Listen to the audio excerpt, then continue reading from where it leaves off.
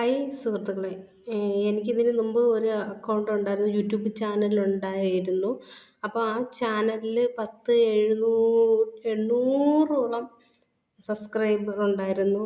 ഒരുപാട് വീഡിയോസ് ഉണ്ടായിരുന്നു. ഇപ്പോൾ ആ അക്കൗണ്ടിനെ കാണാനില്ല. എന്ത് ചെയ്തെന്നറിഞ്ഞൂടാ. അപ്പോൾ ഞാനിത് പുതിയതായിട്ട് എടുത്ത അക്കൗണ്ടാണ്.